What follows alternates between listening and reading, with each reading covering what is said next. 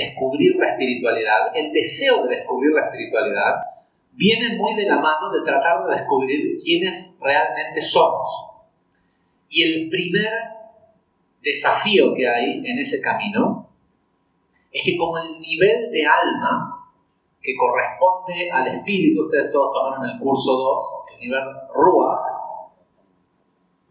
es el que está relacionado a la emoción, inmediatamente la respuesta más fácil es: yo soy lo que siento.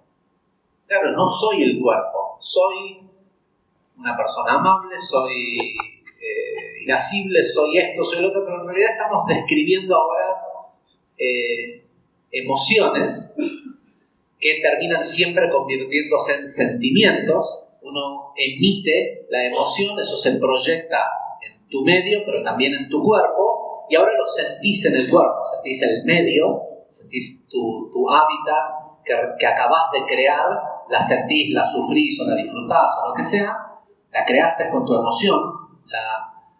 La emoción es un sistema de emisión, ¿sí? Nosotros emitimos emociones y sentimos, los sentimientos, es lo que sentimos después en el cuerpo, producto de eso que generamos con la emoción. Y después están los resentimientos, ¿sí? Son los sentimientos de los cuales no aprendimos la lección, no nos gustó lo que generamos, pero no aprendimos que fuimos nosotros los que generamos. Entonces tenemos que volver a sentir, resentir aquello de lo que no recibimos la información, el aprendizaje. Y después está la gente que decide resentir los sentimientos de los padres, de los abuelos, de una generación, de lo que sea. Gente gustosa de hacerse cargo de la corrección de otro y no la propia, porque siempre pareciera ser que el problema del otro es más simple que el de uno. Y el propósito del curso 2 era entender que nosotros no somos las emociones. Las emociones es una parte nuestra que nosotros podemos aprender a controlar. Y quienes somos realmente es esa inteligencia que es capaz de controlar a la emoción. Si seguís pensando que sos la emoción es porque todavía no se despertó no hiciste suficiente trabajo en el nivel de Ruach, del espíritu. Por eso en Kabbalah decimos que la espiritualidad no es un fin. No venimos a este mundo a ser espirituales.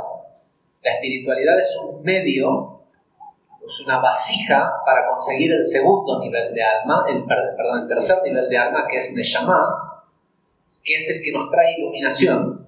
Vinimos a este mundo a ser iluminados, y lamentablemente el único camino hacia la iluminación es el desarrollo de la espiritualidad, que a veces se malinterpreta y la gente piensa que si me grito y si no grito y si esto y lo otro estoy siendo espiritual.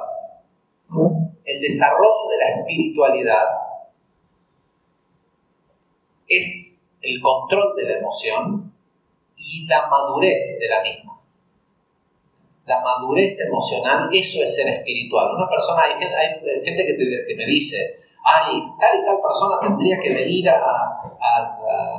tengo tal problema con tal persona, él realmente necesita estudiar Kabbalah. ¿Sí? Es tan frío, es tan esto, es tan lo otro, y la mitad de las descripciones negativas que da de la persona son claras muestras de una persona que controla sus emociones y que tiene una cierta evolución emocional. A nosotros nos hace pensar que la gente está más viva si están un poco más locos, ¿sí? Si gritan cuando se les da la gana. Parece raro, pero uno ve en distintos pueblos esos países que nos gustaría ser, decimos sí, pero ellos son unos aburridos. Es mejor ser así de divertidos como somos nosotros, pero parece ser que esa diversión genera todo este caos. Pero en definitiva lo que muchas veces nosotros pensamos que es la espiritualidad, no lo es. no se trata de la calma y ir a la montaña y abrazar un árbol, ¿sí? Porque entonces no es nada que, no es ningún tipo de cambio permanente. ¿Sí? Vos lo que necesitas hacer es aprender a percibir de una manera distinta esa situación para que no te dé ganas de gritar, no que te dé ganas de gritar y decidas ir a abrazar el árbol. ¿Qué te hizo el pobre árbol? Para que vos agarres toda tu negatividad, se la vayas y se la inyectes. Lo que tenés que hacer es cambiar la percepción de la realidad. Ahora, eso no siempre es fácil. Una de las cosas que explicamos es que adentro de este juego de la vida hay una cosa que se llama klipot. ¿Sí? Las klipot, o estos velos de las cáscaras, el ego. Y a diferencia de la mayoría de las otras espiritualidades que se estudian en el mundo, porque en realidad la Kabbalah no es una espiritualidad, no es una escuela de espiritualidad, es simplemente un manual de instrucciones, es un manual de calidad. Si vos querés vivir una vida de una cierta calidad, este es el procedimiento, digamos, ¿no? Y de hecho creo que es una de las formas en cómo uno se da cuenta si está estudiando Kabbalah en un lugar donde te enseñan Kabbalah. Porque muchas veces en el deseo de ser, de comprender mayores mercados, hay muchas escuelas de Kabbalah que en realidad suenan mucho más como a New Age, porque eso es lo que la gente quiere escuchar. Si hay una cosa que yo sé que hago, es decir lo que la gente no quiere escuchar. Y hay masoquistas como ustedes que vienen a escuchar lo que no quisieran escuchar, preferirían que les digan que es de otra forma, pero es así. Y decía, una de las formas como uno se da cuenta es que en las otras espiritualidades, incluso en algunos lugares donde se enseña Kabbalah, el ego es una cosa terrible. Es el enemigo de los enemigos, es el mal del mal, el ego es lo peor que hay. Y hay un poco de razón en eso, pero si realmente estudias Kabbalah, lo primero que sabes es que todo lo que existe en este plano físico proviene de la divinidad de la creación. Con lo cual, el ego tiene que ser algo divino. Si una guerra puede ser algo divino, tu ego también. No puede ser que esté por afuera. Porque no hay y en 7 días Dios creó solo las cosas buenas y después no sé quién, en no sé cuántos días, hizo todo lo malo. No, la creación fue una sola. Y lo que pasa es que nosotros no tenemos muchas veces la altura, la perspectiva para poder ver la perfección que hay entre las piezas y la interacción que hay entre aquello que parece que estuviera mal, entre comillas. Pero el ego tiene un propósito divino. Y el propósito divino que tiene es no permitir que la persona tenga éxito, es decir, que reciba o que precipite luz a este mundo o a sí mismo, hasta que la emoción esté madura para esa cantidad de luz. ¿Sí? Entonces, la persona siempre está protegida por su ego. Es un guardaespaldas que te traiciona cada 2 minutos.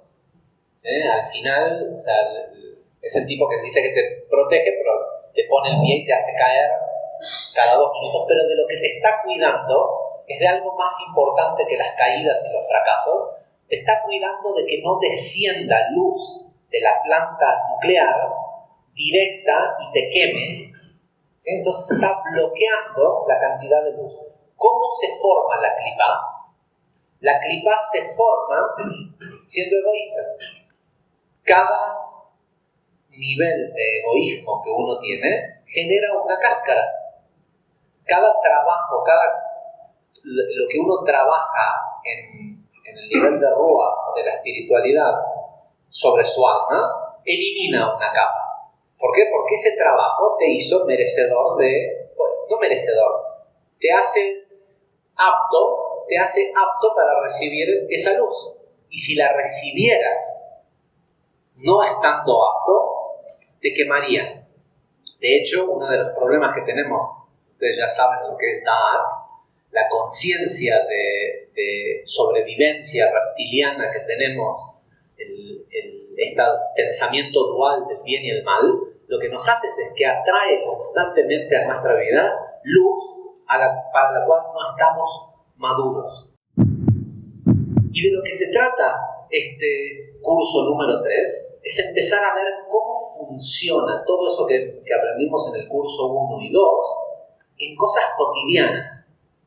Porque lo que tiene que terminar pasándole al alumno de Kabbalah es que cuando se sirva té, vea el árbol de la vida en el té. Un ingeniero, no sé, estaba sentado acá hablando con uno de mis socios que es ingeniero, entonces le traigo un té y la cucharita tiene el acero inoxidable oxidado. Entonces digo, no sé qué hacer con la mala calidad de la cucharita. Me dice, no, dice esto es porque le pasó tal y tal cosa. Dice, porque seguramente, porque vos sabés cómo se forma el acero inoxidable, ¿no? Es el óxido de la aleación, que es mucho más lenta que el óxido del aluminio. Me da toda una explicación. O sea, yo vi una cucharita manchada, ¿sí? Él vio todo un proceso químico. ¿Por qué? Porque tiene el conocimiento, porque sabe cómo funciona, cómo se hace el acero inoxidable y sabe que puede desoxidar. Unstainless. ¿Cómo se dice? Claro, ¿qué le puede sacar ese brillo, no? Pero en definitiva, y le digo, Guillermo, tenés la cabeza arruinada, porque si en lugar de ver una cucharita sucia ves eso, tenés un problema serio. Pero en definitiva, eso es a lo que tenemos que aspirar, a que cuando interactúes con el mundo en el que te toca vivir, veas una realidad distinta de la que ve el resto de la gente. Lo veas desde una perspectiva elevada, que es la matriz de cómo opera el árbol de la vida en todo. El primer lugar en donde tenemos que empezar es en entender cómo funciona realmente en un nivel práctico el tema de la luz y la vasija. Porque una cosa es hablar de la luz y la vasija en el mundo infinito y en esto y lo otro, y después, bueno, si nosotros somos la vasija y eso que llaman Dios es la luz, pero nosotros somos una vasija manchada de luz. ¿Sí? ¿Se acuerdan, no? En el curso 1. Entonces tenemos esta aspiración de querer ser Dios, pero no nos parecemos en nada a Dios, porque Dios lo único que quiere hacer es dar y nosotros lo único que queremos hacer es recibir. Y lo que queremos entender hoy es qué fue lo que pasó entre el hombre, la mujer y Dios en la creación para que hoy funcione como funciona el tema de lo masculino y lo femenino. Porque ese hombre y esa mujer de la creación, más allá de que ni siquiera es necesario creer en que es cierto que hubo una Eva y un Adán y una serpiente y todo esto, si quieren piensen que son arquetipos o que es simplemente un cuentito para explicarnos en dos personajes toda la evolución de la humanidad hasta cómo llegó a formarse el hombre de hace 5.000 años atrás. Eso que sucedió es parte de nuestra memoria. Eso que sucedió en la creación es parte de quien nosotros somos. De la misma forma en que, y de ahí viene esta idea religiosa del pecado original. Es decir, es el primer desafío, o, llamadle de otra forma, desde que nos dieron la Biblia, mira, te resumo todo lo que venís haciendo mal desde los últimos 45.000 años y lo que tenés que corregir en los próximos 5.000, te lo voy a contar en un cuentito. Estaba una chica que se llamaba Eva, tuvo relaciones sexuales con la serpiente, después llevó al hombre. En realidad no importa si crees en que la historia bíblica eso es el primer hombre o no, si crees que es una parte de la evolución, porque nosotros vamos a tomarlo de ahí en adelante, y de ahí en adelante eso que pasó es parte de nuestro enagrama. Nosotros tenemos grabado en nuestra memoria de las células de nuestra mente. Cualquier persona, esté consciente o no, tiene siempre presente todo lo que le pasó en su vida. Está, no quiero decir presente, siempre latente todo lo que le pasó en su vida. Porque este sistema defensivo que tiene el ser humano, que proviene de nuestra esencia animal, guarda prejuicios que le sirven para no tener que juzgar cada situación de cero y para defenderse. Pero la verdad es, y esto lo vamos a ver también después con más detalle cuando tengamos pronto, espero, un curso de reencarnación, es que no solo tenemos nuestra información, sino que tenemos toda la información de nuestro árbol. Toda tu familia, esa información está latente en cada uno de nosotros. Esa información genética que recibimos no es solo qué color de ojos vas a tener. La idea del dominante y el recesivo y todo esto no es acerca de cómo te vas a ver físicamente. También tiene que ver con lo dominante y lo recesivo en la evolución emocional de esa familia. Y esta familia empieza con estos dos primeros hombres, Adán y Eva, la humanidad que somos hoy. Pero para esto primero hay que entender qué es femenino y qué es masculino. Y la respuesta es todo. Sacando estrictamente la luz del mundo infinito, que es absolutamente masculino, y la vasija del mundo infinito, que es absolutamente femenino. O sea, nosotros, la humanidad, somos en esencia metafísica, somos absolutamente femeninos. De hecho, un ser humano, un cuerpo de un ser humano que se encuentra solo los huesos, los restos de un ser humano, antes de los 6 años, no hay forma de distinguir si es un hombre o una mujer. Cuando se encuentran restos de un niño, si no superó el 6º año, en el 7º año es donde empieza a diferenciarse, por algo tendrá que ver con las 6 emociones y demás, y ahora lo vamos a ver, somos lo mismo, y somos mujer, no hombre. ¿Sí? Como se ve un cuerpo de 5 años, es igual que uno de una mujer de 10, 15 o lo que sea. Más allá de eso, nosotros que somos la vasija del mundo infinito, nos ensuciamos de luz. Entonces tenemos un aspecto masculino y dijimos que queríamos venir a este mundo a potenciar ese aspecto masculino, esa capacidad, ese deseo de dar, para ver qué se siente ser como Dios. Esto que vinimos a hacer a este mundo, que es co-crearlo, terminar de crear el mundo, a veces nos sale bien y a veces nos sale mal. Ese sueño que tenés de esa empresa, de ese tipo de familia, de esa relación de pareja, de eso que soñás, y es más, eso que sentiste el día que te enamoraste de esa persona y viste todo un posible futuro, pero después resultó que no era así, esa es la realidad. Así es como se ve el mundo corregido. Claro, después hay que ganárselo. Lo que pasa cuando uno se enamora de alguien es que lo primero que te muestran es lo que puede ser. Lo que puede ser si vas a hacer el trabajo, si te vas a deshacer de tu ego y lo que sea, en ese nivel para manifestar eso. Pero no siempre nos sale. Y es un problema porque cada vez que nos sale mal, se genera una clipa, se genera una cáscara.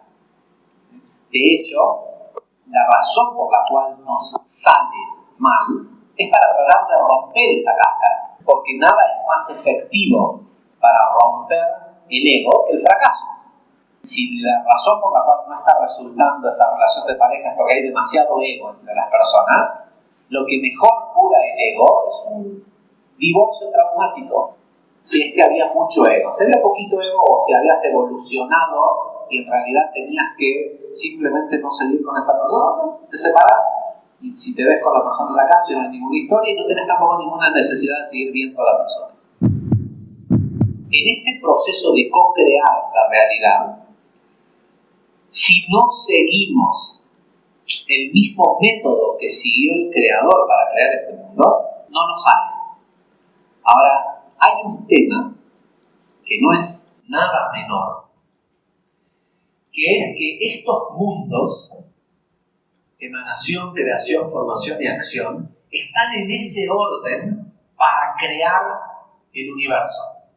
Pero el hombre no fue creado en ese orden y genera toda una situación. El cómo se crea una empresa, el cómo se crea una buena relación de pareja, el cómo se crea una mejor salud, es así. Pero el hombre no fue creado así. Y de esto es lo que queremos hablar esta noche. El hombre me refiero a hombre, mujer, el ser humano. ¿Se acuerdan cómo era, no? Emanación, creación, formación y acción. Es decir, aparece una idea loca, incomprensible, pero grandiosa. Luego un proceso creativo de cómo hago para que esa idea loca se convierta en algo real. Luego un proceso de formación emocional. ¿Sí? La formación física ocurre sola prácticamente si la persona está emocionalmente centrada en manifestar eso que pensó y que concibió creativamente. Y finalmente las acciones son prácticamente automáticas. Ocurren solas, porque si la persona tiene una idea fija, ¿sí? Es el viejo proverbio chino, ¿no? El hombre más peligroso es el que tiene una sola idea. El tipo que tiene muchas ideas es inofensivo, pero el que se le mete una sola cosa en la cabeza y va. ¿Por qué? Porque tiene una idea, un pensamiento creativo, una emoción que lo acompaña y sus acciones van a ser coherentes con eso. La taza, femenino. El té, masculino. Contenido, contenedor. Así de simple. Ahora, el plato femenino, la taza masculina. ¿Sí? La taza y el té y el plato masculino. La mesa femenino. El piso femenino, la mesa, el plato, todo masculino. La silla donde yo estoy es femenina. Y yo soy masculino respecto a la silla. A menos que la razón por la cual yo me senté en esta silla es porque estoy cansado. Entonces, como estoy buscando satisfacer un deseo, la silla es masculino. Y yo soy el que está recibiendo. El que recibe es femenino, el que provee es masculino. Entonces, todo en esta realidad tiene una constante fluctuación entre el dar y el recibir, constante, que genera una frecuencia. Es decir, hay un extremo, doy, recibo. Pero cada vez que hay una fluctuación entre el dar y el recibir, paso por el punto cero. El punto cero, eso es diferente, eso es el amor. La manifestación del amor, el balance entre el dar y el recibir. Cuanto más veces yo pueda pasar por el punto cero en una determinada cantidad de tiempo, más elevada la frecuencia. ¿Sí? Frecuencia es cuántas veces pasa por el punto cero esa onda. Y como nosotros somos una onda, y que podamos percibirnos como tal y podamos identificar cuándo estamos siendo, o sea, si ya hace 2 horas que lo único que haces es pensar en vos mismo, por ahí es hora de pensar un poquito del otro lado porque no estás pasando por el punto cero. Y la mayoría de la gente vive muerta, es decir, vive en un flatline, en una, si fuera un ¿cómo se llama el que mide los latidos del corazón? Un electrocardiograma. El tipo estaría muerto. El egoísta está muerto. Está todo el tiempo ahí abajo. ¿Sí? Ni siquiera tiene una frecuencia de vibración. A lo mejor tiene un latido de vez en cuando. Da un poquito a cambio de ir y recibir un rato largo. ¿Sí? ¿Cuánto da? Lo mínimo indispensable. si odia dar, ¿qué le hace la vida? Lo obliga a dar constantemente. ¿Cómo? Haciendo lo que se tenga que esforzar y no recibir nada a cambio. ¿Cómo se le llama a hacer sin recibir nada a cambio? Dar. El mundo tiene una inteligencia de hacerte dar todo el tiempo. Ahora, si lo haces por tu voluntad, lo disfrutás. Si el mundo te lo hace a vos, lo odias. ¿Sí? Trabajamos toda una semana o todo un mes para que nos paguen una vez por mes y se gasta el dinero en unos pocos días. Cocinás durante 2 horas y comés en 15 minutos. Todo un cortejo, todo así para tener una relación sexual y un orgasmo dura segundos. ¿Sí? Y encima no siempre ocurre. Es tremendo. ¿Cómo se llama eso? Dar. ¿Sí? Hacer y no recibir nada a cambio, eso es dar. Pero si uno aprende que la vida es así, que vinimos a dar y lo empieza a disfrutar, como el 99% del tiempo estamos dando sin recibir nada a cambio, si pudiéramos disfrutar eso, el 99% del tiempo seríamos felices. Vamos a ver cómo funciona esto en el árbol. El árbol, de este lado tenemos las emociones, Keter, el todo, la sabiduría, el conocimiento, el dar, el recibir. Está puesto acá todo en atributos, no están los nombres, porque no es lo que realmente importa en este momento. Recibir, Tiferet, la belleza, Netzach, persistencia, Hod, humildad, Yesod, conectividad, y Malhut, acción. Y de este lado lo que tenemos son los grupos, los 3 niveles: lo intelectual, lo emocional y la acción. Ahora pareciera no tener mucha importancia esto, pero lo van a ver en el resto de la clase. Pero recuerden, abajo está la acción, en medio está la emoción, que es lo que forma la realidad, y arriba está el intelecto. Ahora, las sefirot, ¿qué son? ¿Masculinas o femeninas? Las sefirot son, en realidad, todas pueden ser masculino o femenino, excepto por Jochma y Binah. ¿Sí? Jochma es estrictamente masculino, Binah es estrictamente femenino. Por eso se llaman Abba ve Ima, padre y madre. Y el propósito que tienen, como padre y madre, es entrelazarse en una especie de coito metafísico para engendrar lo que sea. Toda esta realidad física fue engendrada por la unión de Jochma y Binah. Esta computadora, este libro, esta taza, todo lo que existe es el hijo de una idea y de un pensamiento creativo. Pero en realidad nosotros aprendimos que estas dos sefirot están siempre juntos, estos dos intelectos viven juntos. La falta de pensamiento creativo, de la idea o de lo que sea, es esa otra cosa, ese otro tipo de intelecto, de pensamiento que apareció después. Cuando está presente el intelecto de Jochma o de Binah, están siempre juntos.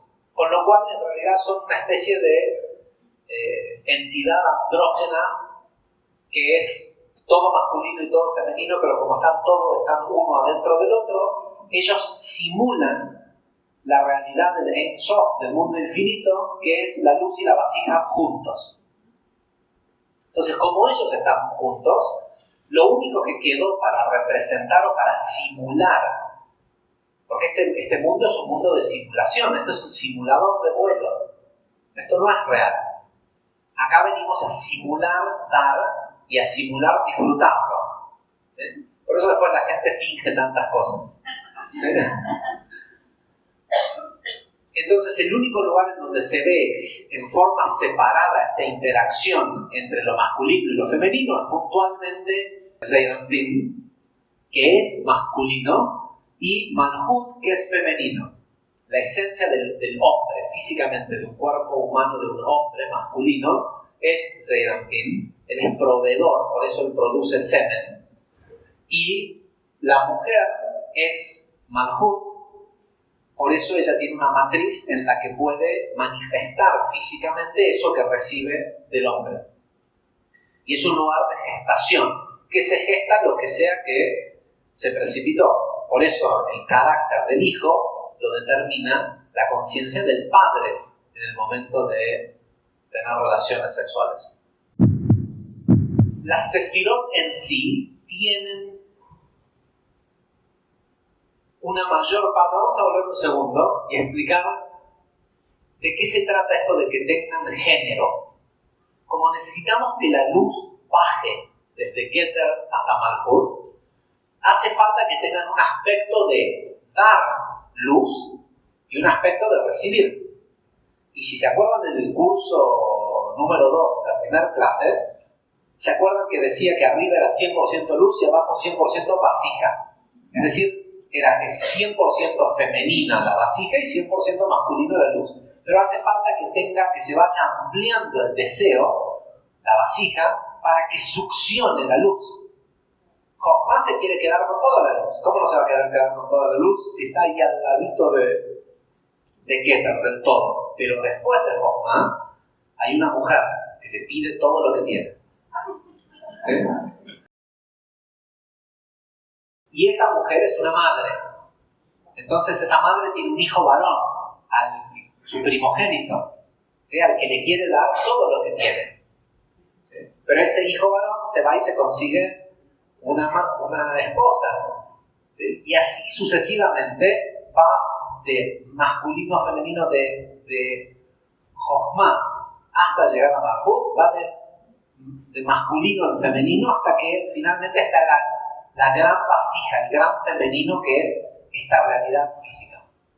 Sin embargo, las sefirot, excepto por Tiferet, tienen una esencia emocional, o la emoción que representan, tienen una mayor tendencia a lo masculino o a lo femenino.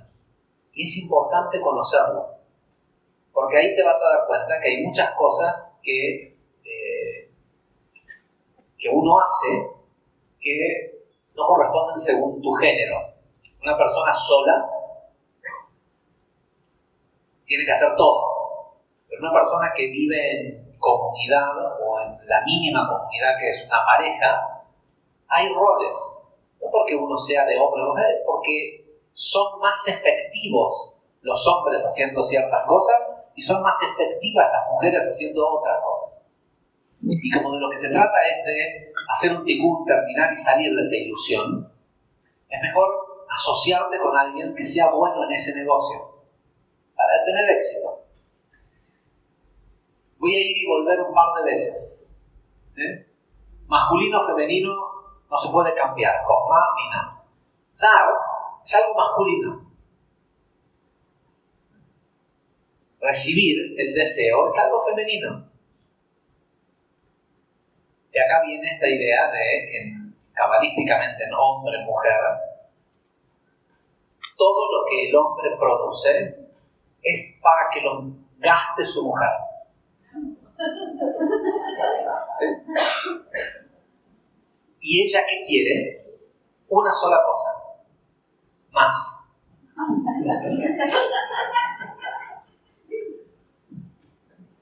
Las mujeres no quieren ninguna otra cosa más que una sola palabra. ¿Qué quiere la mujer?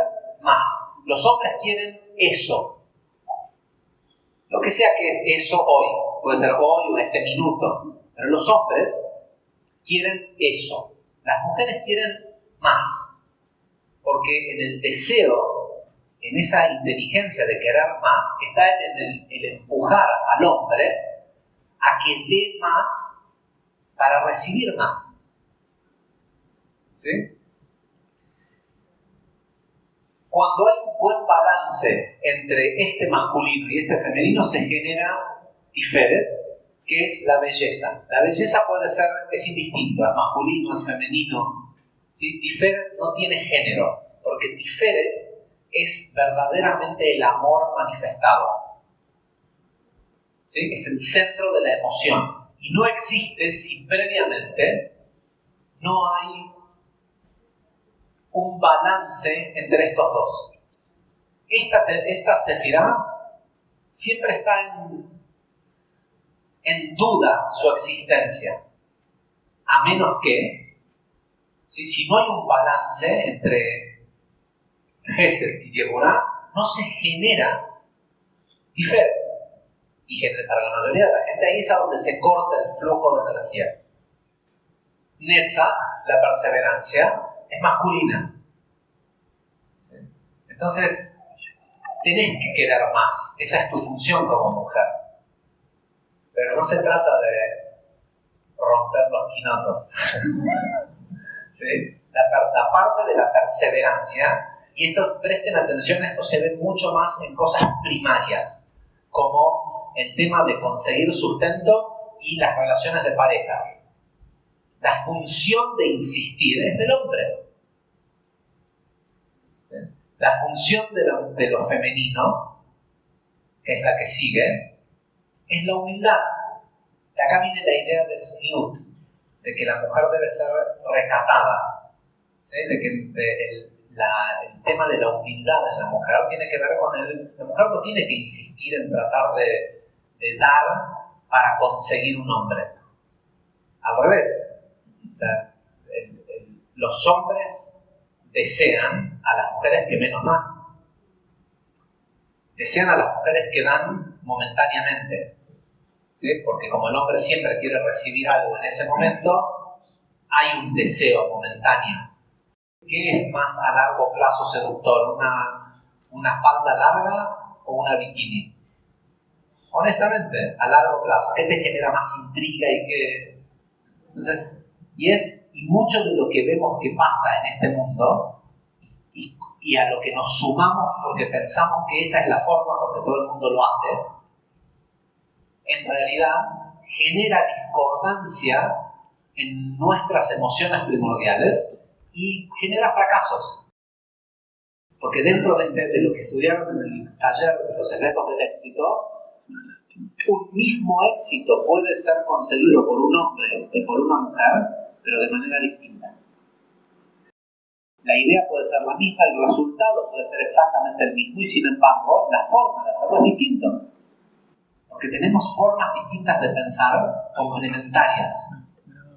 Tenemos funciones distintas. La semana que viene, cuando hablemos directamente de lo que es hombre y mujer en la vida diaria, sobre todo en las relaciones sexuales, van a entender con más detalle a qué me refiero.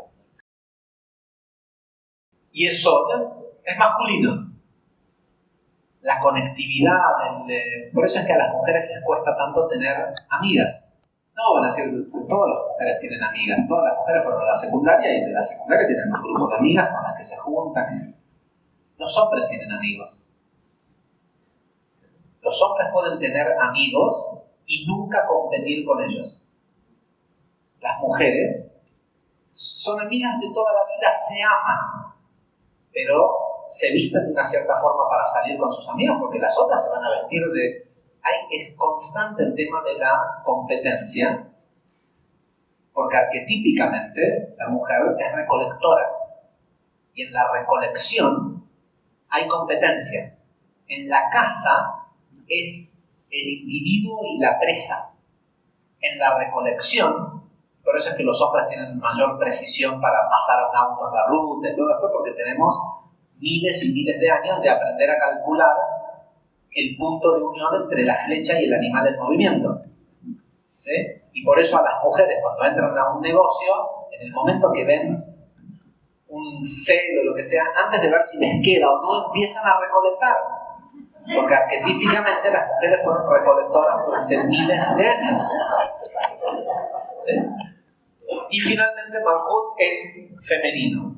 Es decir, señores, no importa cómo tu mujer lo quiere hacer. Como ella lo quiere hacer está bien. Si esa no es tu función, ¿por qué tiene que ser como vos decís? Porque vos sos el que ganaste, trajiste el sustento.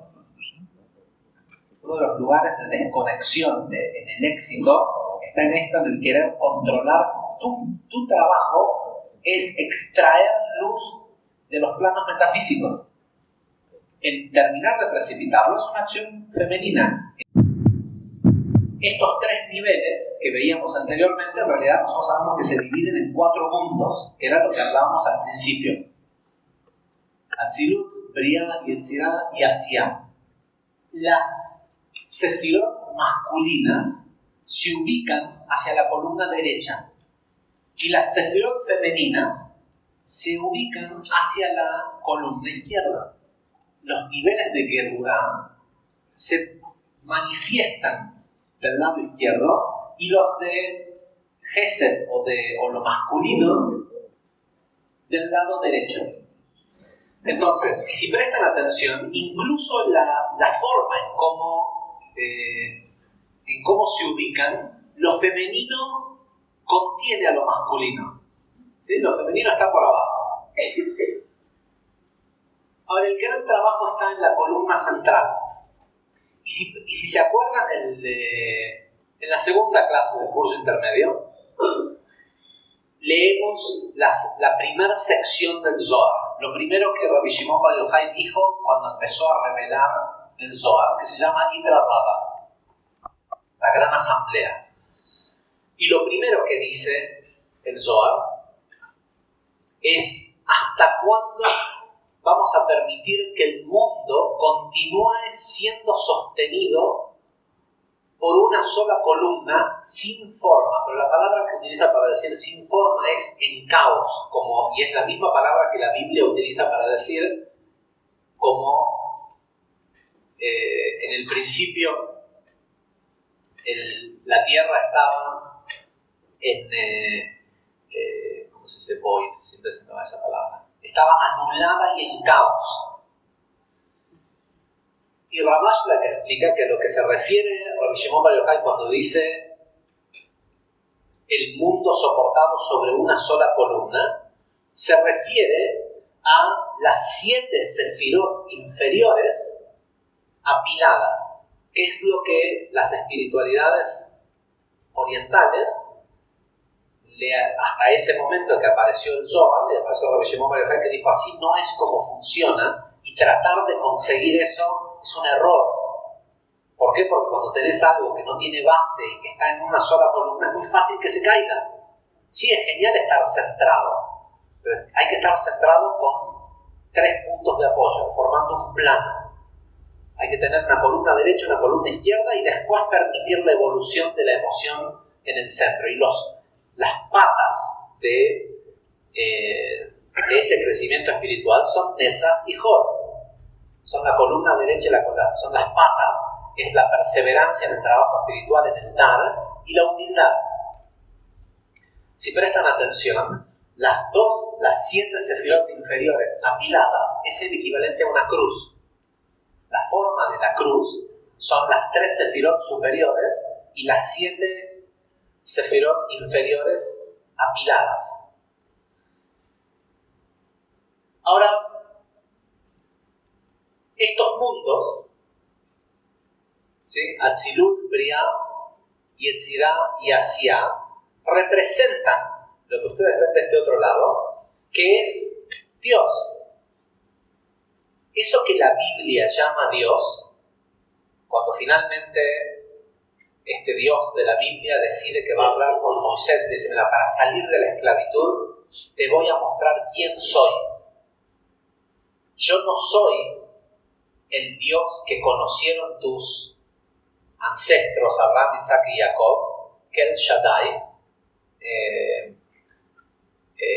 Dios protector, o esta idea de Dios Padre. Yo soy Ani Hashem, le dice. Es la porción de Vaera en el libro de Éxodo, el segundo capítulo del libro de Éxodo. Le dice: yo soy Yud-Kei Vav-Kei. Nosotros después lo tradujimos y pusimos: yo soy Dios. ¿Sí? Pero este nombre, Yud-Kei Vav-Kei, esto es lo que la Biblia dice que es Dios. Y de hecho ni siquiera sabemos cómo se pronuncia este nombre. De estas letras es de donde las personas que son testigos sacan la idea de que ese es el nombre de Dios. Es una letra Yud, una letra Hei, una letra Vav y una letra Hei. Y corresponden a Atzilut, Briah, Yetzirah y Asiá. Y esta línea, ¿se acuerdan? Es la que divide el intelecto de la emoción. Así es básicamente cómo se ve un hombre, un humano. Jochma y Binah unidos, cerebro izquierdo, cerebro derecho. Zeir Anpin, el torso, la parte emocional, y la Hei de Malhut, ¿sí? Ocupando la conexión con el mundo. En realidad tiene estas dos sefirot en el área, en la cabeza, y el resto de las sefirot distribuidas en el cuerpo. Gesed y Geburah en los brazos y en los pechos. Tiferet en el centro, en el plexo solar. Por eso cuando nosotros nos referimos a nosotros mismos siempre nos tocamos este lugar que es Tiferet. Netzach y Hod en los muslos. Yesod en el área genital para los hombres, porque en realidad en el cuerpo del hombre y en la mujer hay uno o el otro. Yesod está representado por los genitales masculinos y Malhut por los genitales femeninos. Lo único que puede crear personas como Dios creó. Si Dios creó un día al hombre, lo único otro que lo puede hacer es una mujer. ¿Sí? El Dios de este mundo respecto a la creación de un ser humano, desde una célula o desde una idea, incluso en una manifestación física, es los órganos genitales femeninos, que son Malhut, la representación física de Malhut. En el caso del hombre, Yesod se representa solo en los genitales masculinos. En esta historia apareció un día Da'at. Y la pregunta es, si este hombre que somos nosotros hoy es realmente el hombre que Dios había creado, o si este hombre es la mezcla de la interacción con el ego o con la serpiente. Y en realidad, el mundo, este universo, fue creado en el orden que nosotros enseñamos en los primeros dos cursos, y así es como todo lo que nosotros queremos crear debe ser creado. Pero el hombre, el ser humano, no fue creado en el mismo orden.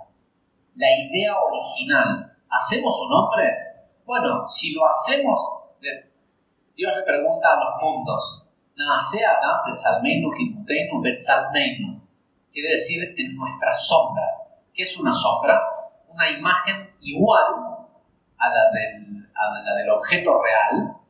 En este caso, esta sombra es la sombra de la mano. Si este fuera Dios, esto sería la sombra de Dios. ¿Sí? Y Dios le pregunta a los mundos, ¿hacemos un hombre a nuestra imagen según nuestra semejanza? Y dice que al final hizo un hombre a su imagen, a su sombra. La palabra tselem quiere decir sombra. Pero no dice que lo hizo a su semejanza. Ya lo explicamos en nuestro curso, la semejanza la tenemos que crear nosotros. Ahora, ¿cuál fue la idea del hombre que quería crear Dios? Si supuestamente nosotros somos el hombre arruinado, ¿sí? Somos el hombre que ya tiene metido esta genética de la serpiente, de Da'at. ¿Cómo se diferenciaría un ser humano ideal? ¿Cuál era la mecánica ideal de cómo debería de funcionar el ser humano? Exactamente igual, inversa. Es decir, inicialmente, la idea de la creación del hombre, no del mundo, pero del hombre, era masculino-femenino, femenino-masculino. Un espejo, esta línea entre los dos, era para que este mundo físico sea perfectamente un reflejo del mundo, de los mundos metafísicos. Jochma, Binah, Malhut y Zeir Anpin. ¿Se imaginan un ser humano que funcionara de esta forma? Piénsenlo por un segundo. La emanación, pensamiento creativo y directamente a la acción.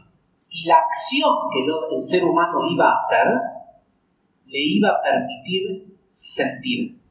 Ahora, si vos tuviste un pensamiento grandioso y una idea de cómo crear eso y tus acciones fueran 100% idénticas, perfectamente coherentes con tu pensamiento creativo, ¿cómo te haría sentir? Genial. ¿Sí? El sentimiento humano sería siempre extraordinario, la emoción sería perfecta. ¿Por qué? Porque sería el producto de haber ya precipitado eso que pensaste. ¿Qué pasó? Había un montón de basura de ego que había quedado en mundos anteriores. Si prestan atención, esto es algo totalmente distinto. ¿No sería esto un hombre mucho más estable? Bien plantado en la tierra, con una base firme. Es decir, si hay más Netzach y Hod, pero es fácil ser más humilde y es fácil tener una emoción más balanceada si todo lo bueno que se te ocurre sos capaz de hacerlo. Pero como había mucho ego, mucha clipa que había que limpiar de los mundos anteriores, y ojo, si Eva se hubiera resistido al pecado original, 6 horas después de haber sido creados, podrían haber terminado toda la corrección. ¿Por qué dice que Dios descansó en el séptimo día? Porque en ese séptimo día, el hombre tenía que crear el último pedacito que era la semejanza. No es que Dios se había cansado de los 6 días anteriores. Descansó, es decir, bueno, ahora te toca a vos.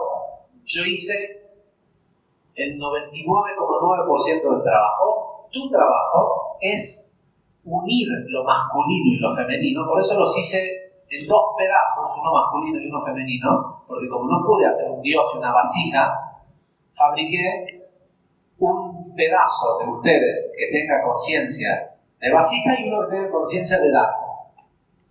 Nadie se preguntó por qué la serpiente fue a hablar con Eva y no con Adán. La respuesta es simple. Ella era la jefa. Si hubiera convencido a Adán, Eva no le hubiera hecho caso a Adán. Si convencía a Eva, Eva le iba a hacer caso, porque ¿quién es Eva acá? ¿Dónde está lo femenino? Arriba de lo masculino. Porque respecto al ser humano, la posición era distinta. Lo femenino, la mujer, tenía que ser la proveedora del hombre. ¿Sí? Tenía que estar por encima del hombre, y por eso es que hoy, ¿qué fue lo que sucedió? Lo que sucedió fue muy simple. Eva, con el pecado original, se cayó. Por eso se le llama la caída de Adán. Al pecado original en hebreo se lo llama la caída. Es donde fallaron, pero la palabra fallar en hebreo, nofelet viene es caerse. ¿Sí? Se cayó.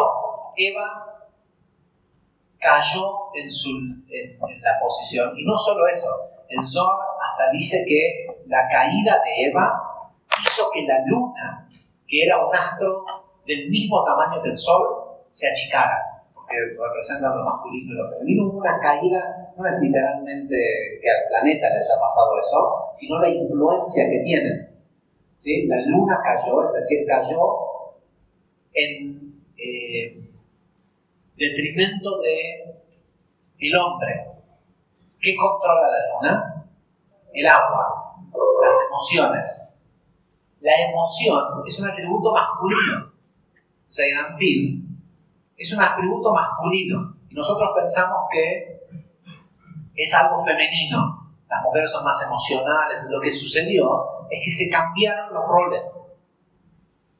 Ella cayó de su estatura metafísica y quedó abajo. Por eso el hombre detesta que la mujer le diga qué hacer.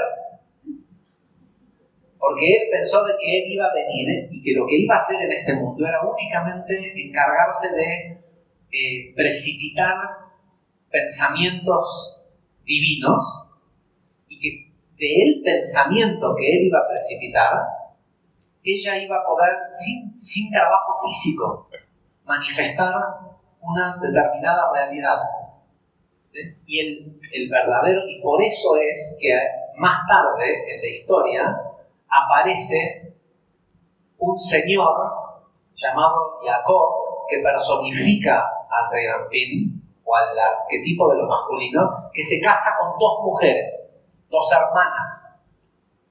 Y van a ver que en muchos textos cabalísticos, cuando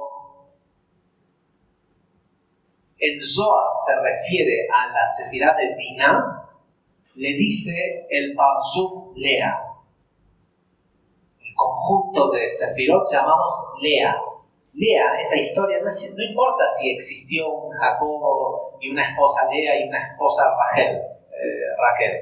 ¿Sí? Y Jacob representaba a la primera persona que iba a elevar a Zeirampin a su estatura original, y se casó con estas dos mujeres y pasó la mayor parte de su vida enamorado de Rachel, porque hasta que no creció espiritualmente no se dio cuenta que Lea era realmente su alma gemela, porque la verdadera posición en una pareja, en hombre-mujer, es que la mujer debería de ser una maestra para el hombre, en lo espiritual.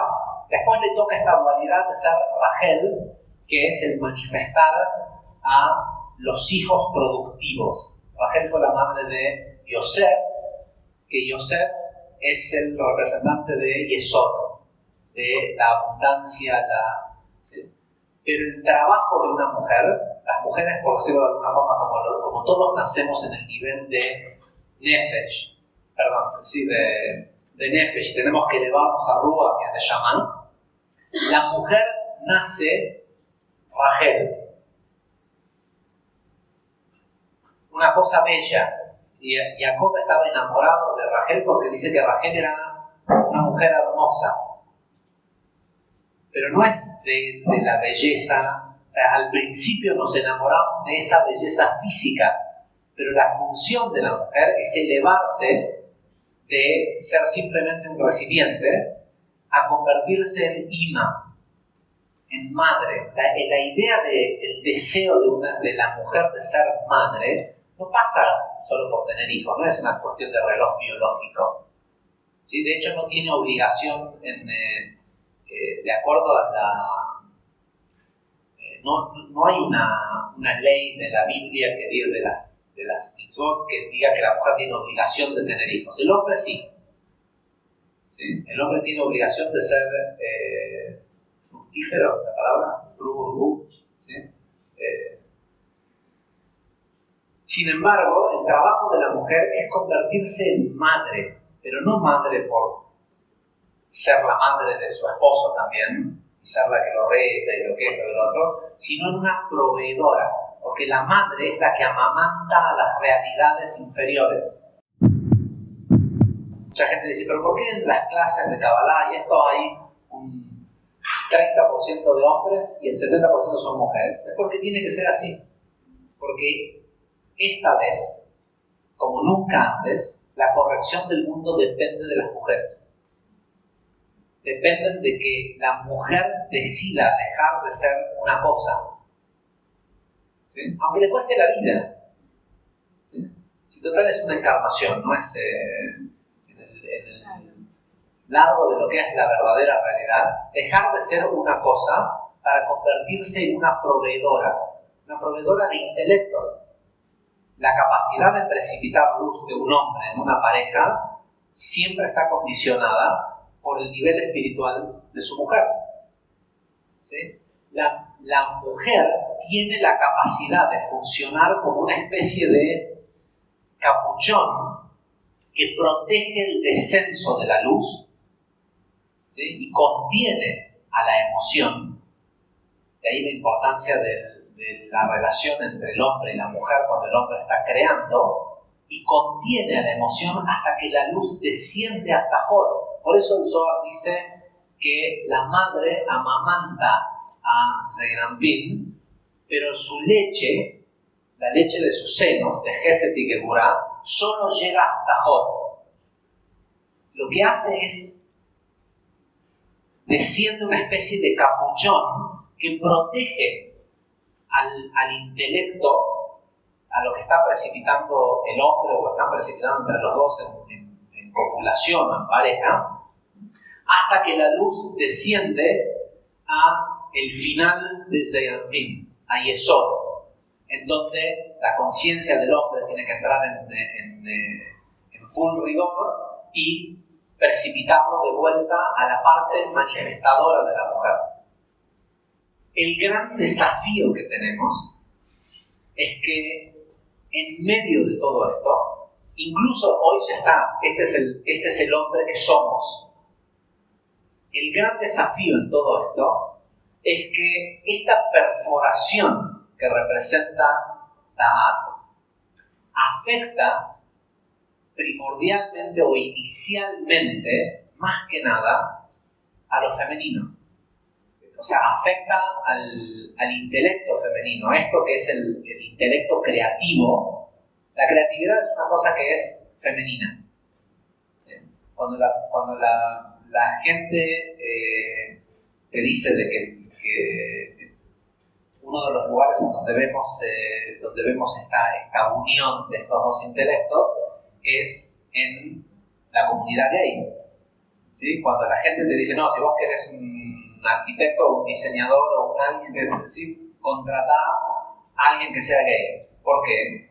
Porque es la capacidad es un pensamiento femenino, un pensamiento creativo femenino unido con toda esta memoria arquetípica de la cacería. ¿Sí? De la capacidad de apuntar a una sola cosa. El gran problema que tenemos está acá.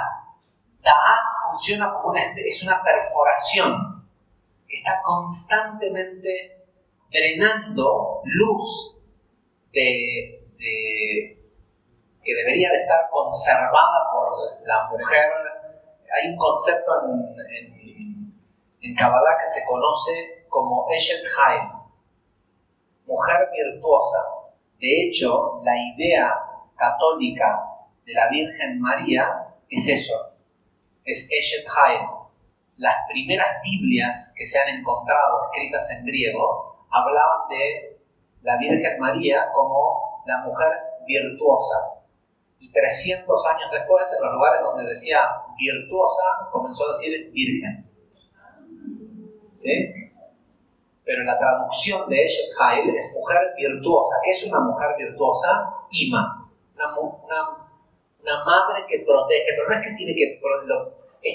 Lo que termina pasando con Ta'at es que esta confusión del bien y el mal hace que la mujer tiene esta necesidad innata de actuar de esa forma. Y lo que intenta hacer es que intenta poner ese capuchón alrededor de sus hijos, de su casa, se convierte en una defensora y en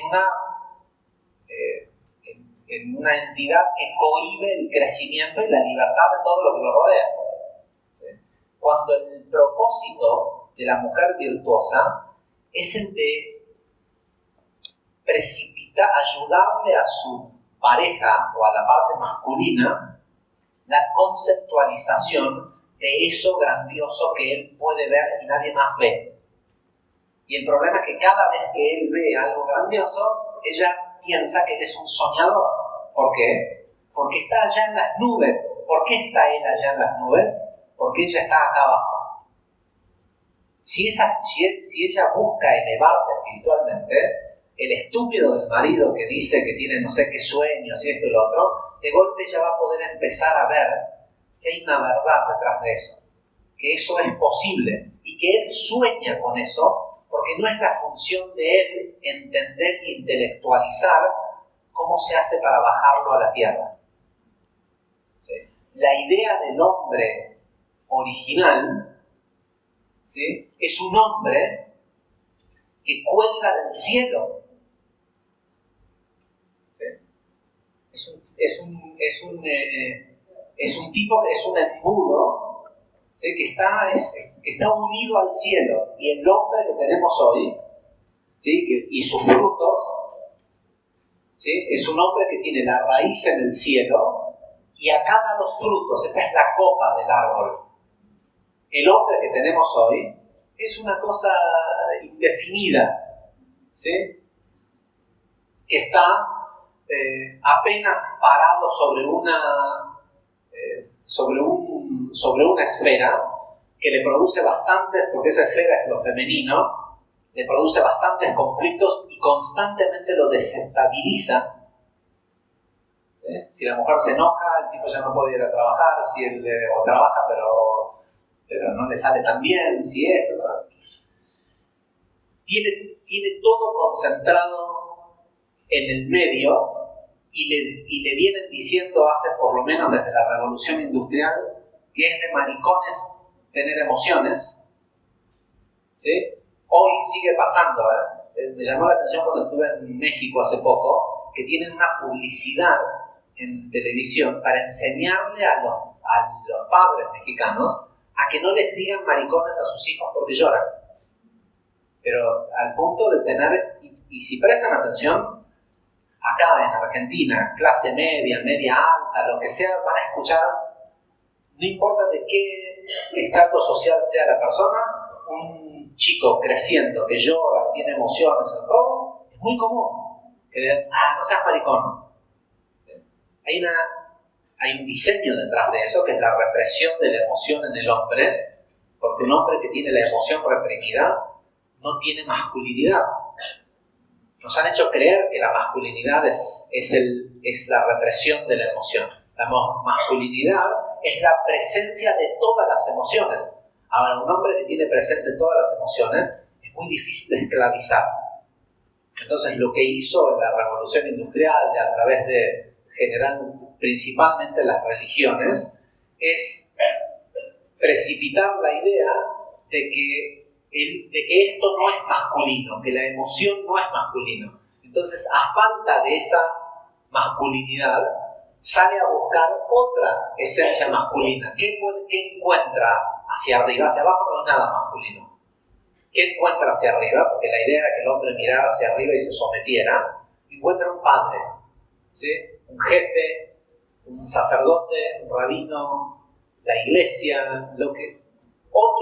alguien que le diga qué tiene que hacer. ¿Sí? Y después, yo solo cumplo órdenes. El error de la mujer es dual. Es precipitar, ¿sí? Ayudar a la precipitación de la idea a la conceptualización de cómo esa idea puede existir en el mundo físico, porque el hombre no está pensado para que tenga los pies en la tierra. No, pero poner los pies en la tierra, ¿cómo le vas a pedir que haga eso? Lo peor que le puedes pedir a un hombre es que ponga los pies en la tierra.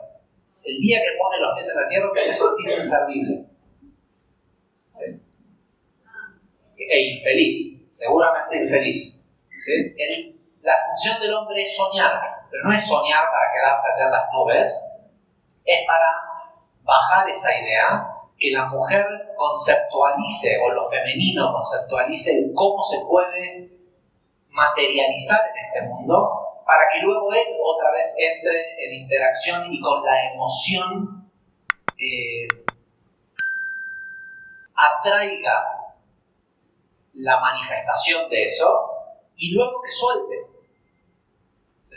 Para que otra vez lo femenino, eso es lo que nos toca hoy, no es como había sido pensado inicialmente. Ahora, si una mujer logra posicionarse en la posición donde originalmente había sido pensado, que es estar por encima del hombre, se convierte en hoy el hombre lo tiene que hacer solo, y generalmente como lo hace es mintiéndole a su mujer. Se le ocurre algo, sabe que hay que invertir un dinero, que hay que invertir tiempo, que hay que hacer esto o lo otro, sabe que ella no lo va a entender porque a ella lo único que le importa es recibir más acá abajo en Malhut. Entonces lo que hace es que le miente, le dice que tiene que trabajar más y dedica tiempo extra y capital y lo que sea a tratar de hacer eso solo. Una verdadera unión entre un hombre y una mujer es una sociedad acá arriba, en el intelecto, Y cuando eso sucede, cuando la mujer se eleva y está dispuesta a escuchar los sueños de ese hombre y ayudarlo a precipitarlos, ella se convierte en un escudo protector de la emoción del hombre. Porque lo peor que le pasa al hombre realmente cuando está tratando de precipitar algo es que como lo esconde, ¿sí? Lo normal es que vibra en inestabilidad emocional. ¿Sí? Cuando la mujer lo que tendría que hacer es lo que está alrededor. La mujer tiene que estar siempre alrededor del hombre, alrededor de lo masculino. Es la contención y lo masculino es el contenido. Ellos habían sido creados recién en el mundo físico. Lo único que tenían que hacer era transcurrir, no importa si son 6 horas, de lo que se trata era evolucionar estos 6 niveles emocionales. Y una vez que tuvieran madurez emocional, ahí copular, ¿sí? Unirse, y al hacer eso, ¿qué iban a hacer? Iban a unir los pedacitos de los cuatro mundos que se habían prestado su propia materia prima para que los crearan, pero estaba desasociada. Cuando se uniera el hombre y la mujer, una vez que fuera el 7º día, o sea, estuvieran por encima del crecimiento emocional, lo que iba a ocurrir es que todos los mundos se iban a unir en ellos dos. Iba a haber otra vez como una especie de supernova, que si lo hubieran hecho, la luz que hubieran revelado igual hubiera limpiado todos los mundos del caos anterior. Porque hubieran podido volver a unir la luz y la vasija. Y eso hubiera destruido el mundo. Y nosotros haría 5.775 años que seríamos felices. Gente, hasta la semana que viene. Muchas gracias.